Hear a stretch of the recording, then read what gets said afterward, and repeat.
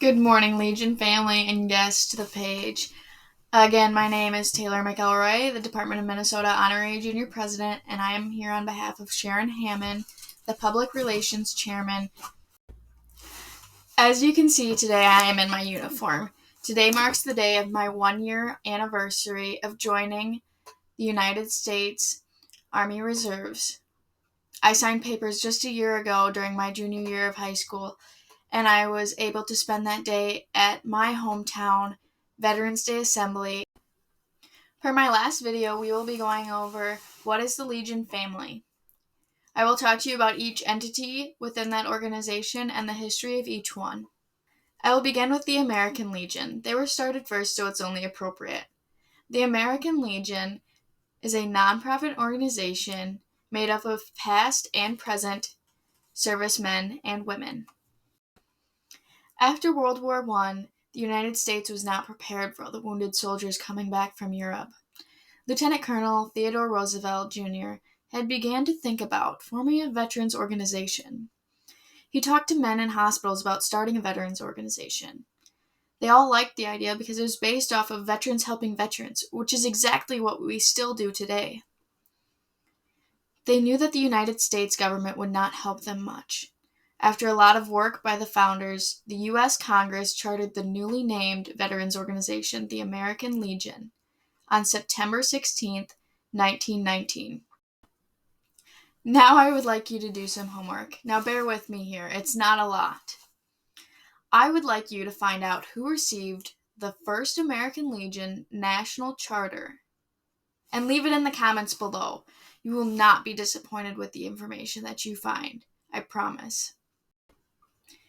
And to conclude, the first caucus was in St. Louis, and the first national convention was right here in Minneapolis, Minnesota. Can you believe that? The first ever national convention to ever exist in the American Legion family was right here in our home state. The American Legion Auxiliary is also a nonprofit organization, but this time they are made up of the immediate family members of the American Legion members or deceased veterans. This includes grandmothers, mothers, sisters, spouses, yes, husbands. Men can join the American Legion Auxiliary. And direct and adopted female descendants of members of the American Legion. The American Legion Auxiliary is a self-standing organization. In other words, it doesn't need the American Legion post to be active for the auxiliary to function. So if you want to start an auxiliary in your town because they do not currently have one, you are more than welcome to, even if there is not an American Legion post there. Now let's begin with the American Legion Auxiliary history.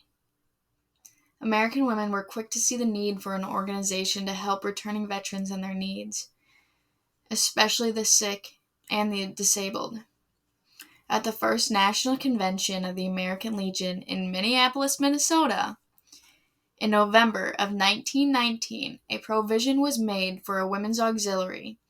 That action was the signal for the women to begin organizing the earnest.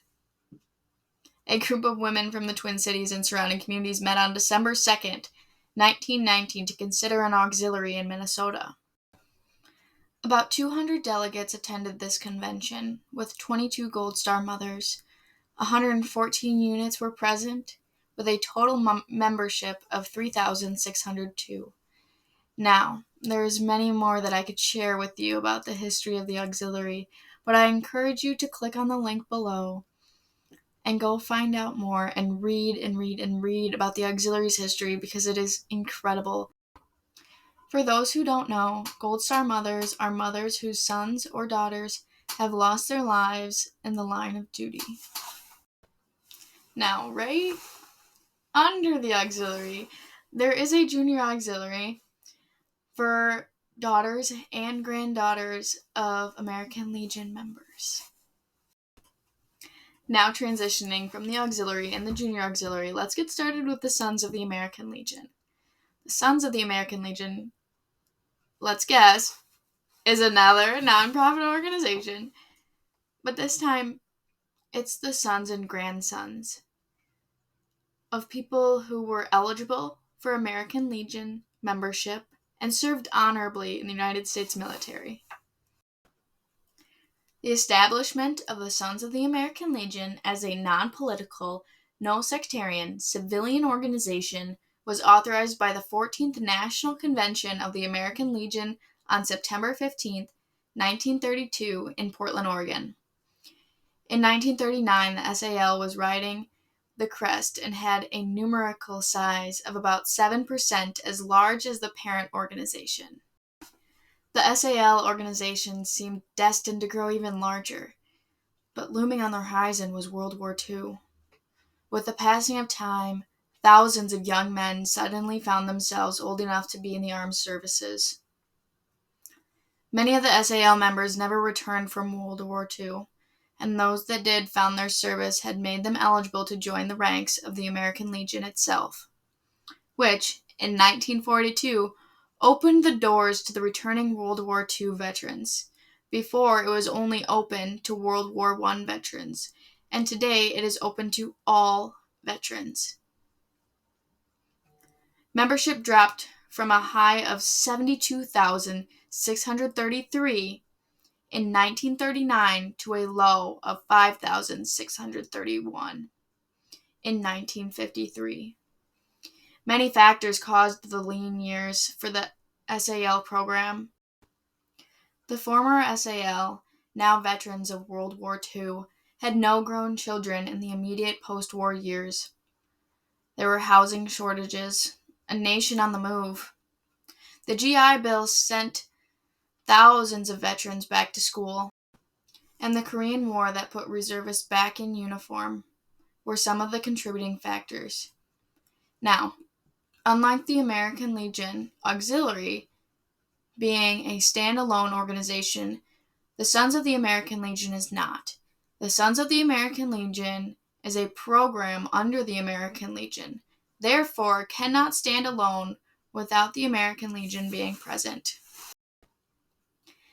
The American Legion Riders was a more recent organization to be founded. Now, any member of the Legion family is eligible to join the American Legion Riders, whether you're in the Auxiliary, Junior Auxiliary, Legion, or Sons of the American Legion. The American Legion Riders, much like the Sons of the American Legion, is another program of the Legion, thus they cannot stand alone without the American Legion being present. In Garden City, Michigan in 1993, yes, it is a more recent organization, like I said, Chuck Tramp, Dare, and Dill Polka Caldas, commander of the American Legion Post 396, shared an idea to start a motorcycle enthusiast association within the organization. The two longtime riders wanted an environment where the American Legion members could come together and share a common love for motorcycles. Darren Caldas wrote a letter to Michigan Department Adjutant Hubert Hess, sharing their idea. Hess replied that he liked the concept and wanted to pursue it. Later, he gave Caldas and Dare instructions for managing the program at the post level. He also explained how they could be approved to use the American Legion emblem and how to gain membership's support and recognition. At a regular meeting, Post 396 members passed a resolution for a new program to be known as the American Legion Riders. Darren Caldas, joined by 19 other founding members of the Garden City Post 396, soon found themselves overwhelmed with requests for information about the new organization, and agreed to establish a central source of information about the riders, to make certain that the new chapters around the country formed not as a motorcycle club or gang, but as legionnaires, auxiliary, and SAL members joining to ride as members of the American Legion family. Pat Babcock, an SAL member from Michigan, soon established a website with a sample bylaws and instructions for forming new chapters. That website is AmericanLegionWriters.net, and it continues to be the primary source of information and assistance for new chapters of the American Legion Writers worldwide. That concludes this month's public relations video. Be sure to like this video and leave a comment below. It helps to get information out to more people than just those seeing it on Facebook. Thank you so much for watching, and I'll see you next month.